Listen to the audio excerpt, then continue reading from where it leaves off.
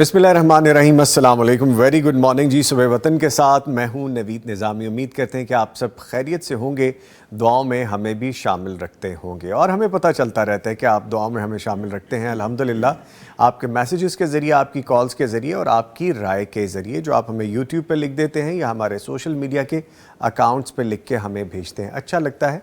पैगाम टीवी का मकसद ही यही है, हमारा यही मकसद हयात है कि हम दीन इस्लाम जहाँ तक फैला सकें फैलाएं, और उसकी जो असल रूह है, जो कुरान और हदीस के हवाले से असल शरई रहनुमाई है, वो आप तक पहुँचाते रहें।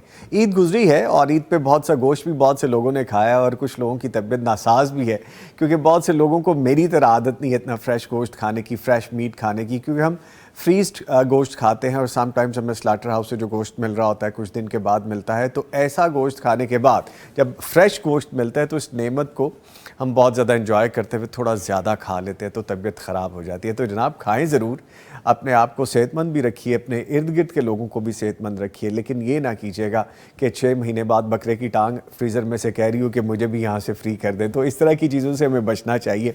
लेकिन इस खूबसूरत ईद पे अल्लाह ताला के तोहफ़े के जो तौर पे हमें मिलती है ईद उल अज़हा, हमें नज़र आया है कि इसार और क़ुरबानी का जज्बा, हमें नज़र आया है कि अपनों का ख्याल किस तरह रखना है, हमें नज़र आया है और हमने ख़ुद एक्सपीरियंस किया है कि हर साल की तरह अल्लाह ताला इस साल भी जो हमें ज़िंदगी बख्श देते हैं, जो हमें एक साल और मिल जाता है, गनीमत जानते हैं हम उसकी इबादत करें, हम उसके अहकामात का अमल करते हुए उसके सामने सर झुकाएं।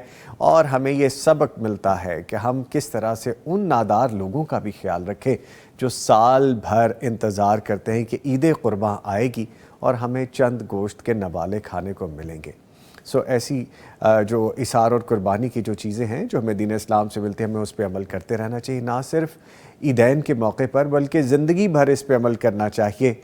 नादार लोगों का, आसपास के लोगों का ख्याल रखना चाहिए। खूबसूरत बात के साथ जी अपने प्रोग्राम का आगाज़ करता हूँ। और आपको पता है कि हमारा फॉर्मेट क्या होता है, तिलावत कुरान करीम से आगाज़ किया जाता है, आज का करने का काम बताया जाता है, वजीफ़ा आप जानते हैं, सवालात के जवाबात दिए जाते हैं, आपकी लाइव कॉल्स हम लेते हैं, आज की किताब के बारे में बताया जाता है। और आज मौजू जो होगा, टॉपिक ऑफ द डे है, जो टॉपिक ऑफ द प्रोग्राम है, सुबह वतन का आज मौजू रहेगा सीरत सैयदना उस्मान रज़ी अल्लाह ताला अन्हो।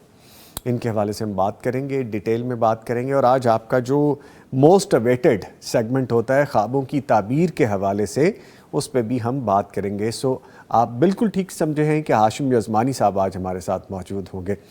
लें जी, अपने मौजूद मेहमानों का पहले मैं तारुफ़ करवाऊँ, उसके बाद हम आगे बढ़ेंगे और आपको बहुत सारी चीज़ों के बारे में बताएंगे। हमारे बड़े नन्हे से साथी हैं हमारे साथ, हाफिज़ इमाज़ इमरान साहब, इनको हम खुश आमदीद कहेंगे। हाफिज़ साहब अस्सलाम वालेकुम। वालेकुम सलाम। कैसे हैं आप? अल्हम्दुलिल्लाह ठीक है माशाल्लाह, बड़े प्यारे लग रहे हैं आप आज माशाल्लाह। ब्लू कलर की ये आपकी कैप है, ब्लू आपकी वेस्ट कोट है, वाइट आपका ड्रेस है। किसने कम्बिनेशन बना के दिया ये, मामा ने या बाबा ने? बाबा ने बना के दिया है, यानी उनका टेस्ट देखें कितना अच्छा है माशाल्लाह। Credit goes to father ji, mother's को भी जाता है जो माशाल्लाह बच्चों की तरबियत करती हैं। लेकिन आज माशाल्लाह इमाज़ साहब अपनी पूरी फैमिली के साथ आए हैं। सो इनको वेलकम करेंगे। इनके साथ मौजूद हैं जी आपकी जानी पहचानी शख्सियत डॉक्टर मुफ्ती मौलाना मोहम्मद अजमल भट्टी साहब, फाजिल मदीना यूनिवर्सिटी, हदीस और शरई इल्म के उस्ताद, PhD स्कॉलर, आपके सवालात के जवाबात देने वाले, शरई रहनुमाई करने वाले। ईद कुर्बान के प्रोग्राम के हवाले से जाके मार्केट में, मंडियों में हमने सारा वो प्रोग्राम भी किया, लेटेस्ट हमारा प्रोग्राम जिसको आपने बहुत पसंद किया, उसके लिए भी शुक्रिया सर। अस्सलाम वालेकुम। वालेकुम अस्सलाम। कैसे हैं सर? अल्हम्दुलिल्लाह। जानवर जानवर जानवर, ईद पे हम खुद मंडियों में भी गए, हमने खुद भी कुर्बानी की माशाल्लाह। माशाअल्लाह, अल्लाह कबूल फरमाए। आमीन आमीन। ठीक है सर, आपके भी आने का शुक्रिया। आपको बताते चलें कि आपका अपना प्रोग्राम सुबह वतन आप तक पहुंचाने के लिए हमें ताउन भी हासिल रहता है। आज भी हमें ताउन हासिल है। ताउन करने वालों में शामिल हैं Darussalam international, Salwa बनास्पति and cooking oil, नेमत बनास्पति एंड कुकिंग ऑयल, और इनके साथ शामिल हैं हसीन हबीब ट्रेडिंग प्राइवेट लिमिटेड। इन तमाम के इश्तराक से ये प्रोग्राम आप तक पहुंचाया जा रहा है। इसके साथ अगर आप कॉल करना चाहते हैं, कॉल करने का तरीका बड़ा सहल है, आसान है, आपको पता है। 042-111-700 पर डायल कीजिए, यानी 042-111-700 और 000। इस पर आप डायल कीजिए, हमसे बात कीजिए। टीवी की आवाज़, टीवी का वॉल्यूम आपने बंद रखना है हमसे बात करते हुए, और एक वक्त में बराए मेहरबानी एक सवाल कीजिए ताकि ज़्यादा से ज़्यादा लोग शामिल हो सके। अगर आप व्हाट्सएप के ज़रिए भी प्रोग्राम में शामिल होना चाहते हैं तो नंबर अब तक आपको मुझे पता है याद हो चुका है, लेकिन फिर भी याद दहानी करवाता चलूँ। 0321 0365200. جیسا کہ آپ دیکھ رہے ہیں 0321565200.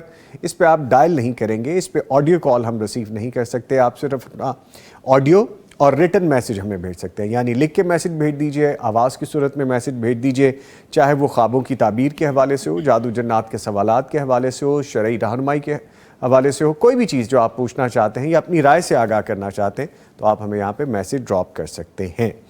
لیں جی، اس کے ساتھ ہی چلتے ہیں قاری صاحب کی جانب، حافظ صاحب کی جانب، اور حافظ صاحب سے گزارش کرتے ہیں کہ تلاوت قرآن کریم سے آغاز کر دیں. حافظ صاحب. اعوذ باللہ من الشیطان الرجیم، بسم اللہ الرحمن الرحیم. لقد رضی اللہ عن المؤمنین اذ یبایعونک تحت الشجرة فعلم ما في قلوبهم فأنزل السكينة عليهم وأثابهم فتحا قريبا ومغانم كثيرة يأخذونها وَكَانَ اللَّهُ عَزِيزًا حَكِيمًا. وَعَدَكُمُ اللَّهُ مَغَانِمَ كَثِيرَةً تَأْخُذُونَهَا فَعَجَّلَ لَكُمْ هَٰذِهِ وَكَفَّ أَيْدِيَ النَّاسِ عَنكُمْ وَلِتَكُونَ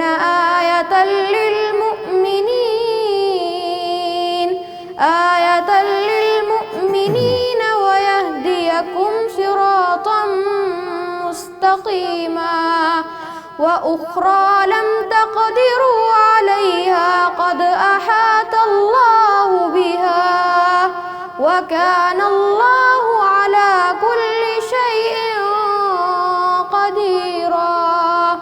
ولو قاتلكم الذين كفروا لولوا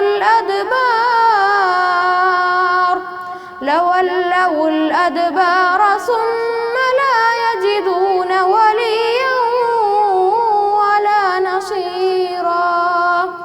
سنة الله التي قد خلت من قبل ولن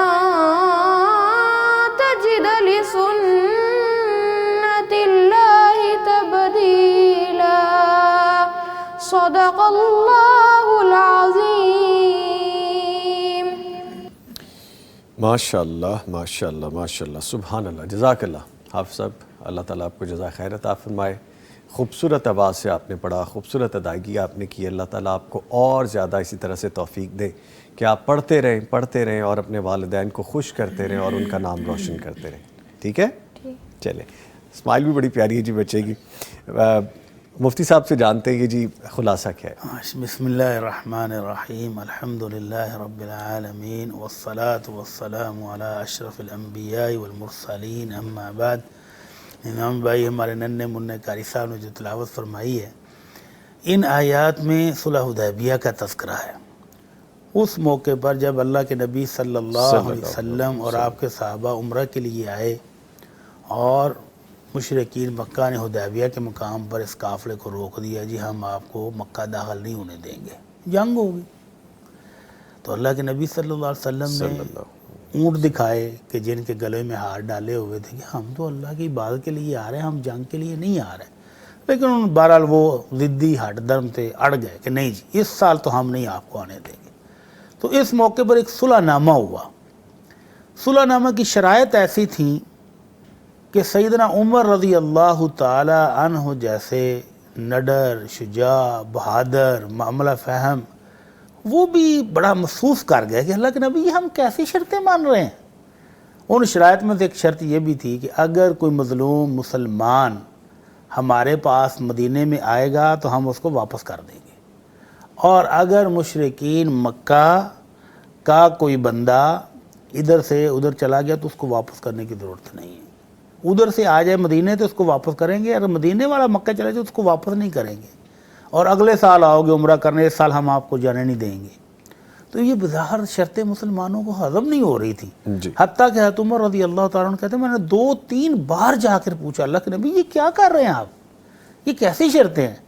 تو ان شرائط کے تحت جب صلح نامہ ہو گیا، سیدنا علی رضی اللہ تعالیٰ عنہ صلح نامہ لکھ رہے تھے، تو صلح نامہ کے شروع میں انہوں نے لکھوایا کہ یہ صلح نامہ ہو رہا ہے محمد رسول اللہ صلی اللہ علیہ وسلم کی طرف سے اہل مکہ کے ساتھ۔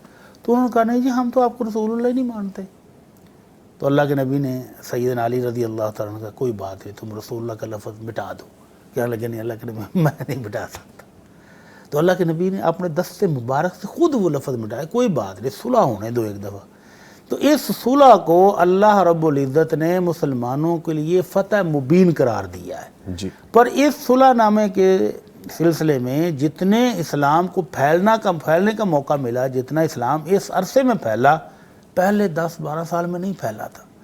بہت لوگ مسلمان ہوئے اور اسلام کو اللہ نے بہت ترقی دی، تو اس کو اللہ نے فتح مبین قرار دیا، اور اللہ رب العزت نے مسلمانوں کی عزت، شان میں، مقام میں، مرتبے میں بہت اضافہ فرمایا، اور اگلے سال عمرے کا موقع بھی مل گیا۔ تو اللہ رب العزت نے یہاں پر اپنی رحمتوں، اپنی برکتوں کا تذکرہ کیا کہ جو اس نے بغیر کسی لڑائی کے صلح صفائی کے ساتھ مسلمانوں کو عطا فرمایا۔ تو آج بھی اللہ رب العزت کا سنت اور طریقہ وہی ہے کہ مسلمان اگر ڈٹ جائیں تو آخری آیتوں میں اللہ تعالیٰ نے یہ فرمایا کہ اگر مسلمانوں کے ساتھ نان مسلم جنگ کے لیے آ جائیں تو وہ بھاگ جائیں گے۔ یہ اللہ کا طریقہ رہا ہے پہلی امتوں میں بھی، اور اب بھی یہی ہے کہ مسلمان مومن ہوں، ڈٹ جائیں تو اللہ کا وعدہ ہے وَأَنْتُمُ الْأَعْلَوْنَ إِن كُنتُم مُؤْمِنِينَ، اگر تم پکے مومن بن جاؤ تو غلبہ تمہارا ہی رہے گا، فتح تمہاری رہے گی۔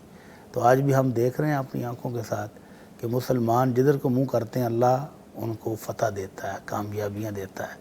اللہ رب العزت ہم سب کو پکا مسلمان بننے کی توفیق عطا فرمائے۔ آمین آمین آمین۔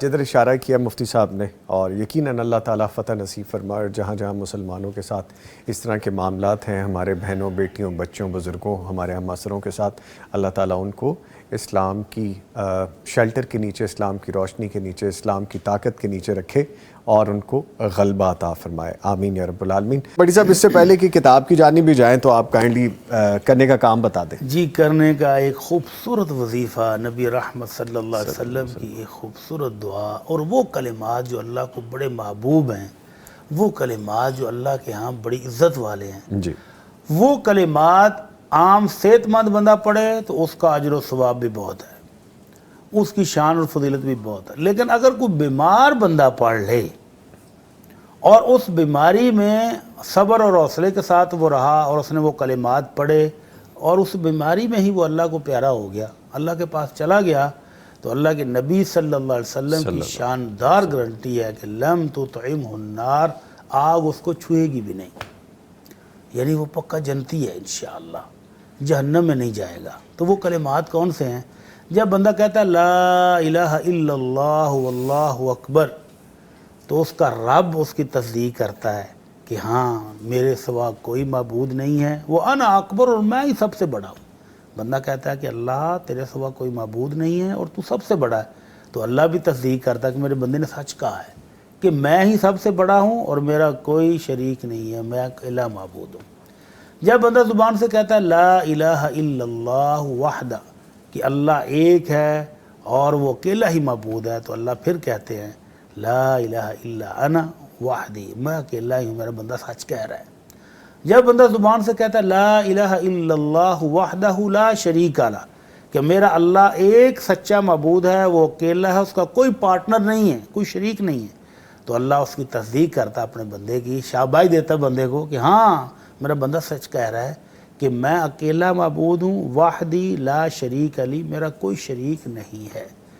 چوتھی بار جب بندہ کہتا ہے لا الہ الا اللہ لہ الملک ولہ الحمد، کہ میرا اللہ اکیلا سچا معبود ہے، ساری بادشاہت اس کی ہے، سب تعریفیں اس کی ہیں، تو وہ مالک پھر خوش ہو کر کہتا ہے کہ میرا بندہ سچ کہہ رہا ہے کہ میں ہی ہوں اکیلا معبود، لی الملک ولی الحمد، اور سب تعریفیں بھی میری ہیں اور بادشاہت بھی میری ہے۔ اور پانچویں بار جب بندہ کہتا ہے لا الہ الا اللہ ولا حول ولا قوت الا باللہ، کہ میرا اللہ اکیلا معبود ہے اور مجھ میں نیکی کرنے کی ہمت اور گناہ سے بچنے کی توفیق نہیں ہے مگر اپنے رب کی توفیق سے. تو اللہ پھر اس کی تصدیق کرتا ہے کہ میرا بندہ سچ کہہ رہا ہے لا الہ الا انا، اور میں ہی دیتا ہوں توفیق گناہوں سے بچنے کی، اور میں ہی نیکی کرنے کی ہمت اور طاقت دیتا ہوں. تو یہ کلمات 5 لائنیں ہیں، 5 کلمات ہیں سمپل سے، لا الہ الا اللہ واللہ اکبر، لا الہ الا اللہ وحدہ، لا الہ الا اللہ وحدہ لا شریک لہ، لا الہ الا اللہ لہ الملک ولہ الحمد، لا الہ الا اللہ ولا حول ولا قوة الا باللہ. اگر کوئی مریض پکے یقین ایمان کے ساتھ یہ کلمات پڑھ لے، ایک بار ہی پڑھ لے، اور اگر اس بیماری میں اس کی موت ہو جاتی ہے تو وہ جنت میں چلا جائے گا، جہنم کی آگ سے آزادی مل جائے گی اس کو. سبحان اللہ. ٹھیک ہے مفتی صاحب، بہت شکریہ. لائیو لنک پہ یوٹیوب کے ہمیں کمنٹس آ رہے ہیں، اور جی الیاس ملک لکھتے ہیں السلام علیکم بھائی، یہ کافی دنوں کے بعد آج آپ کو لائیو دیکھ کر بہت خوشی ہوئی، اللہ پاک آپ سب کو جزائے خیر دیں. جی وعلیکم السلام، بہت شکریہ. جی ہمیں بھی خوشی ہوتی ہے کہ جب آپ سے لائیو انٹریکشن ہوتا ہے، آپ کالز کرتے ہیں، آپ ہمیں لکھ کے بھیجتے ہیں، ہمارے انتظار میں رہتے ہیں. تو جی ایک بانڈنگ ہے، ایک یہ رشتہ ہے، محبت کا رشتہ ہے، یہ اللہ تعالیٰ ایسے قائم رکھے. بہت شکریہ. جی آگے عثمان ریپیرنگ لیب ہیں، محمد یعقوب ہیں، طلحہ ہیں، حلیمہ عثمان ہیں، قاسم حسنین ہیں، اور T H Q hospital Jahania, یہ سب نے ہمیں السلام علیکم کہا. کوئی دعائیں دے رہے ہیں جی حافظ صاحب کو، کہہ رہے ہیں ماشاءاللہ بہت خوبصورت آواز میں پڑھا ہے، بہت خوبصورت آواز ہے. کوئی کہہ رہے ہیں کہ جی ماشاءاللہ، اور کہتے ہیں T H Q hospital Jahania نے لکھا باقاعدہ ماشاءاللہ مائی کیوٹ نیفیو نے آج بہت اچھی تلاوت کی ہے. لے جی یہ دیکھیں آپ کو میسیج مل گیا یہاں پہ. لے جی اور بھی بہت سارے کمنٹس ہیں یہاں پہ اور وہ شامل کرتے رہیں گے، لیکن میرا خیال ہے سوالات کی جانب بڑھتے ہیں اور اس کے دوران ہی لائیو کالز بھی ہمیں آتی رہیں گی انشاءاللہ. لیں جی آج کا پہلا سوال جو پوچھا گیا ہے وہ پوچھتے ہیں کہ درود شریف کے آخر میں کثیرن کثیرہ پڑھ سکتے ہیں؟ یہ کثیرن کا اضافہ اپنے پاس سے کرنا ضروری ہے؟ یہ باپ بہتر بتائیں گے.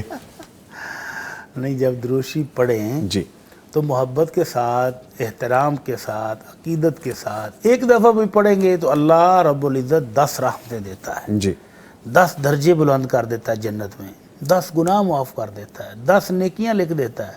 تو اس کے ساتھ کثیرن کا لا کا جوڑنے کی قطعاً ضرورت نہیں ہے. لیکن ہم پاکستانی قوم پتہ نہیں کیوں ہر دعا میں، ہر ذکر میں کچھ نہ کچھ اپنے طرف سے اضافہ جب تک نہ کر لیں ہمیں سکون ملتا نہیں.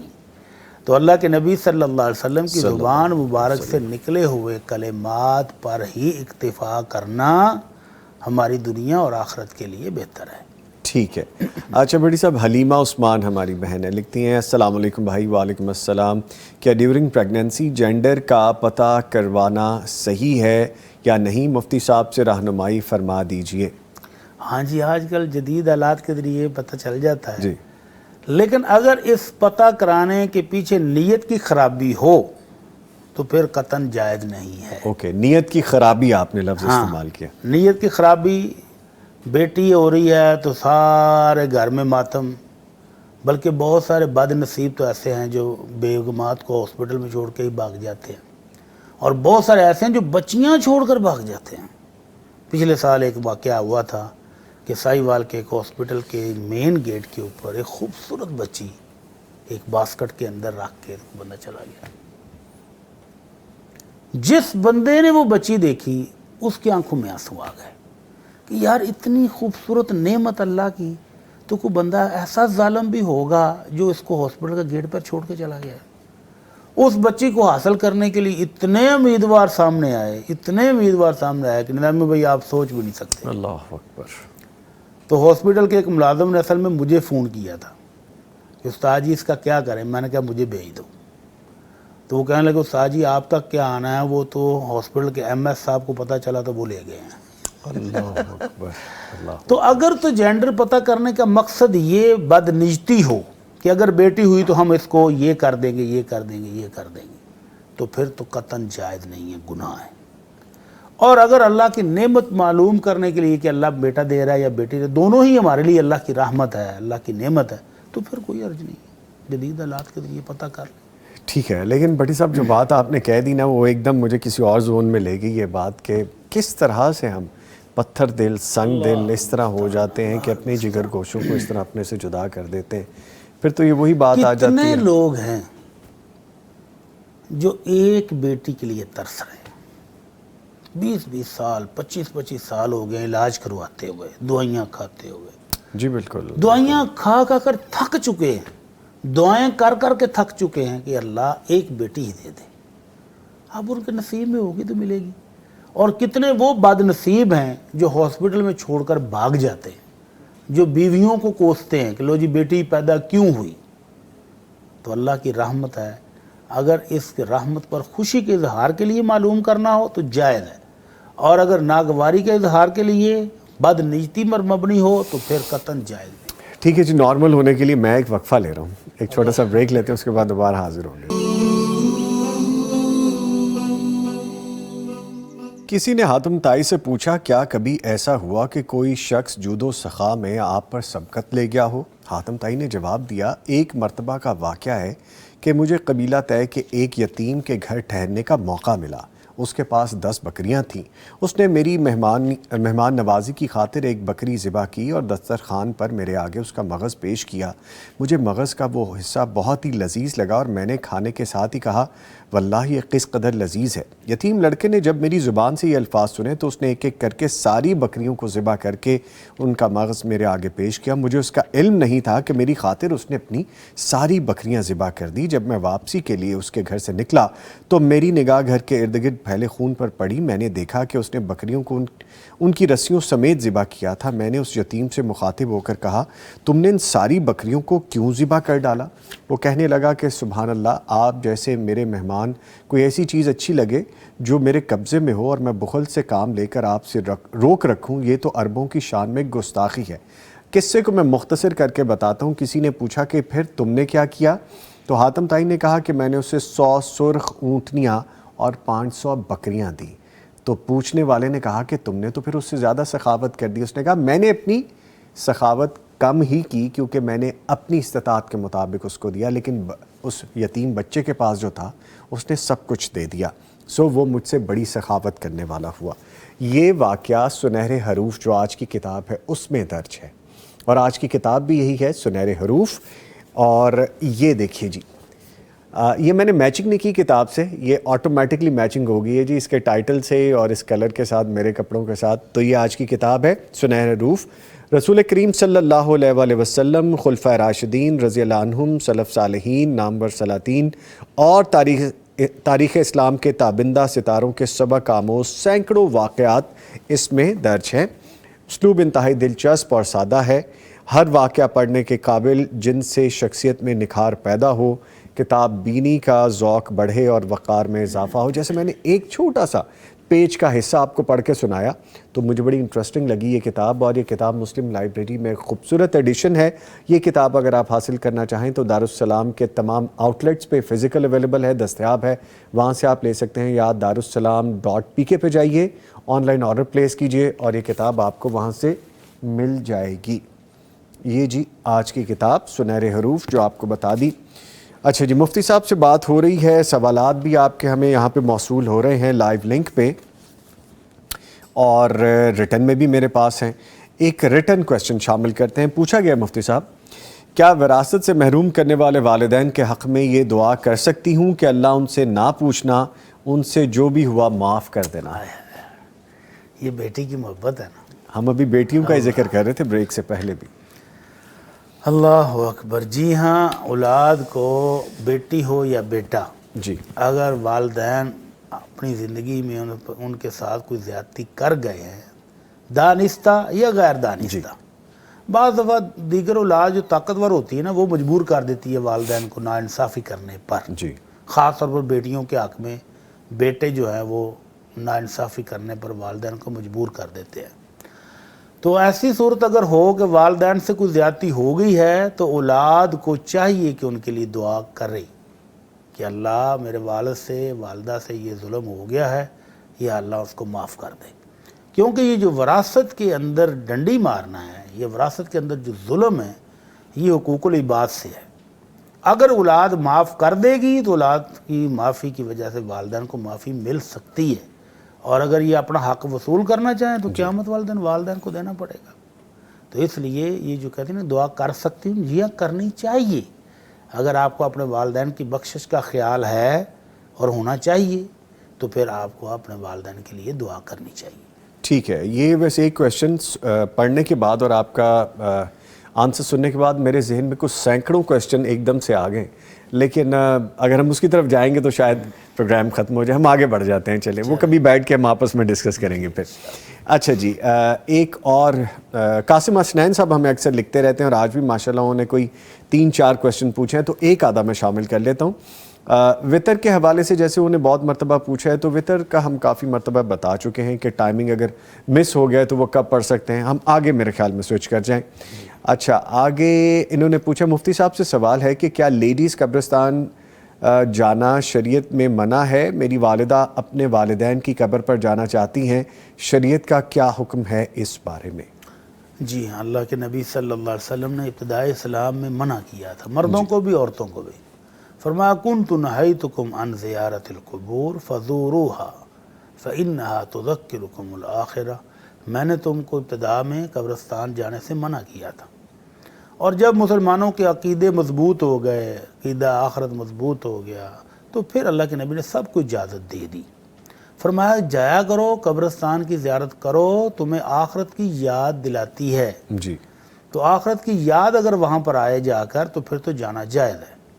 اور وہ خواتین جو کثرت سے قبرستان جاتی ہیں اور وہاں پر جا کر غلط کام کرتی ہیں، جو اسلام کے مطابق نہیں ہیں، وہ امور سر انجام دیتی ہیں، تو ان پر اللہ کے نبی نے لعنت کی ہے۔ فرمایا لعن اللہ زوارات القبور، جو بکثرت قبرستان جائیں اور الٹے سیدھے وہاں پر جا کر کام کریں تو ان پر اللہ کی لعنت ہے۔ تو اگر عورت اپنے والدین کی قبر پر، اپنے بہن بھائیوں کی قبر پر، بیٹے بیٹیوں کی قبر پر جا کر دعا کرنے کی نیت سے جانا چاہتی ہے تو کبھی کبھار جائے اور دعا کر کے آ جائے، بالکل جائز ہے، اس کی اجازت ہے۔ ٹھیک ہے جی، کالر ہے ان کو شامل کرتے ہیں۔ السلام علیکم، ایمن صاحبہ ساہیوال سے کال کر رہی ہیں جی، بہت شکریہ آپ نے کال کی۔ ٹی وی کی آواز بند کر دیں ایمن، اور بتائیے کیا پوچھنا ہے آپ نے۔ السلام علیکم، وعلیکم السلام۔ میں ایمن بات کر رہی ہوں ساہیوال سے۔ میرا جی ایمن بات کیجیے اور ٹی وی کی آواز بند کر دیں ایمن۔ جی پوچھیے۔ انکل آپ سے بات کرنی تھی کہ ہمارے تھوڑا بہت رہتا ہے، جو میرے ابو جی ہیں وہ تھوڑے سے ٹینشن میں رہتے ہیں، گھر آ جائیں تو موڈ ان کا آف ہو جاتا ہے۔ اچھا، تو آپ نے پوچھا نہیں کیوں آف ہو جاتا ہے ابو جی آپ کا موڈ گھر آ کے؟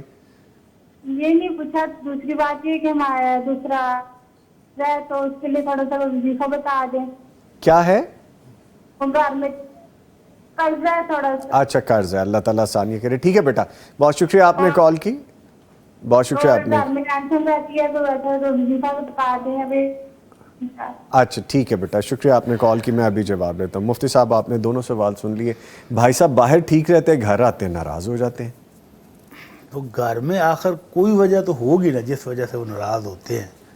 تو یہ بیٹی کہہ رہی ہے ہم نے پوچھا بھی نہیں ہے، تو پوچھے نا، ہاں جی کیا وجہ ہے، ہم سے پوچھیں کہ ابو آپ کو کیا مسئلہ ہے، غلطی گھر میں کوتاہی ہو آتے ہی جاتی کیا ہو جاتا ہے آپ کو۔ جی۔ اور اگر چھوٹی موٹی مسئلہ، چھوٹا موٹا مسئلہ تو اس کو حل کر لینا چاہیے، اور اگر بڑا بھی ہو تو اس کو سالو کرنا چاہیے، گھر میں تو خوشگوار ماحول رہنا چاہیے۔ تو باقی انہوں نے قرضے کے لیے پوچھا ہے، تو اللہ رب العزت سب کو قرضوں سے نجات عطا فرمائے، آمین۔